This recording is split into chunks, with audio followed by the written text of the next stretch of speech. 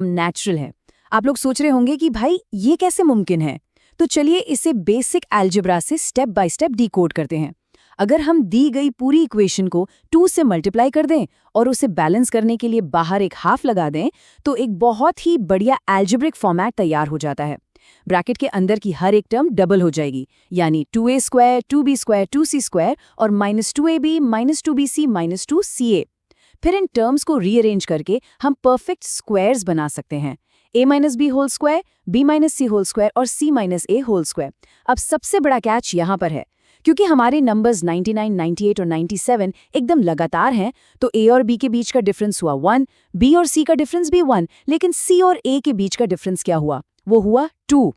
और बस यहीं से हमारा फाइनल अरिथमेटिक एकदम सिंपल हो जाता है। ब्रैकेट के अंदर की वैल्यूज अब बन गई हैं हाफ के साथ ब्रैकेट में 1 square plus 1 square plus 2 square, जिसका सीधा सा मतलब है half multiplied by 1 plus 1 plus 4। अंदर का टोटल सम हुआ 6। अब बस एक आखिरी स्टेप, बाहर वाले हाफ से जब 6 को मल्टीप्लाई करेंगे तो रिजल्ट आएगा एग्जैक्टली 3। है ना एकदम रियल गेम चेंजर।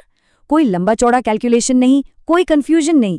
ये पूरा प्रोसेस असल में बैकग्राउंड में काम करता है, जिससे फाइनल आंसर बिना किसी मेहनत के निकल आता है। चलिए आगे बढ़ते हैं सेक्शन 4 की तरफ, मास्टरिंग एग्जाम स्ट्रेटजी। अब इस लॉजिक को गहराई से समझने के बाद ये देखना बहुत ज़रूरी है कि ये कॉन्सेप्ट बाकी नंबर्स पर कैसे काम करता है।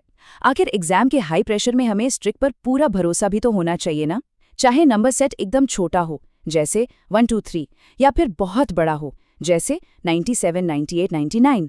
ध्यान देने वाली बात यह है कि इनके बीच के एब्सोल्यूट डिफरेंसेस हमेशा बिल्कुल सेम रहते हैं, वही 1, 1 और 2। और क्योंकि डिफरेंसेस सेम हैं, तो ब्रैकेट के अंदर का कैलकुलेशन हमेशा 6 ही आएगा।